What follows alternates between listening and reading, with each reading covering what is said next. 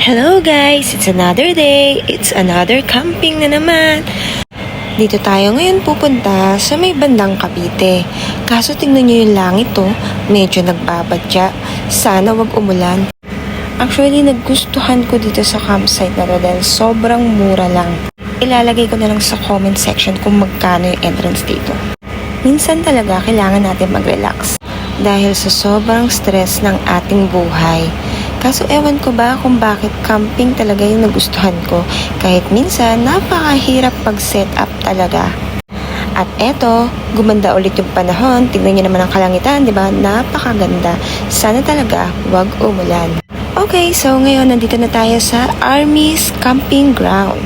Dito lang to sa Cavite, malapit sa Tagaytay.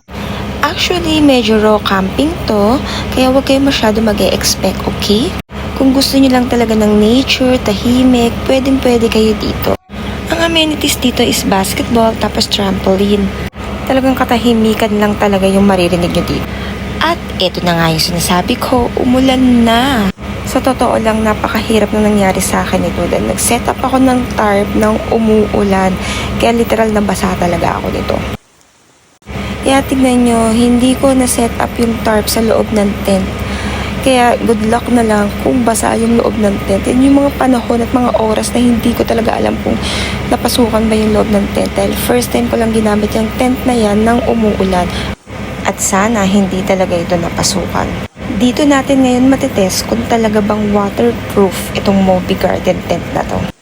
O diba, napakamalas ko pa kasi dito ko pa talaga sinet up tong tent kung saan umaagos yung tubig. Tapos yung camping chair ko, ayun, basa na rin. At eto, nung may chance na makapasok na ako sa tent at kinapaka pa ako tong sahig, ay good news guys, napaka-waterproof niya at hindi man lamang nabasa yung loob ng tent ko. Medyo nag-moist nga lang kasi malamig, pero wala talaga siyang tubig guys. Eto na yung aftermath ng ulan. Ha, napakaputik, di ba? Kitang-kita niyo naman. Well, that's camping, so expected talaga natin to. So, ang problem ko lang ay hindi ako masyadong nakapag-video na maayos ngayong gabi dahil nga umulan. Kaya nagluto na lang ako ng pagkain ko at ito yon. So, guys, kain na tayo. At syempre, after kumain, movie time na muna tayo ngayon at relax-relax na tayo. Thanks God at hindi na rin naman umulan ngayong gabi. Good morning! It's another day and hindi naman na siya umulan buong gabi at napakalamig. So, thanks to the Lord at mukhang maganda yung araw natin ngayon. So, good news. At least makakapag-ikot-ikot ako ngayon dito sa camping ground dahil nga napakaganda na ng panahon.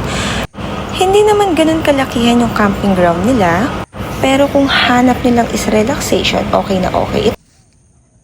Tapos, ayun naman yung net for volleyball kung gusto niyo maglaro. Tapos, syempre, ayun yung tent ko. Di ba? Ang gulo na setup ko. Sobrang dali lang pumunta dito. Mapamotor o kaya sedan, kayang-kayang pumunta dito. Yun nga lang, expect nyo na medyo maputik talaga pag umulan dito, guys. Pero isa lang yung masasabi ko, okay na okay yung weather dito. So, eto naman yung naging setup ko. O, di ba? Napakalayo naman ng tarp ko dito sa mismong tent ko. Pero okay lang naman din kasi hindi naman ganun kainit dito dahil may mga puno. May mga parts nga lang talaga dito na hindi na madamo. Kaya yun nga, as I said, expect nyo talaga na medyo maputik talaga pag umuulan dito. At isa nga pala, kagandahan din dito, libre din yung mga prutas dito. Pwede kayong humingi as long as merong mga bunga yung mga puno nila. Sobrang bait din ng caretaker dito. Kung kailangan nyo ng tulong niya, nandyan lang siya, isang tawag nyo lang. Tapos napakalinis din ng CR pala nila guys. At ito naman yung food ko for today, yung Pure Foods Caldereta. Masarap siya, talagang lasang-lasang kaldereta siya. So, pwedeng-pwede talaga tong kainin sa mga camping na ganito. Yung mga mabilisang luto lang, di ba? Tapos eto, movie ulit. Wala naman kasi talaga tayong gagawin dito kundi kumain at mag-relax. So, back to Manila na tayo. Bye!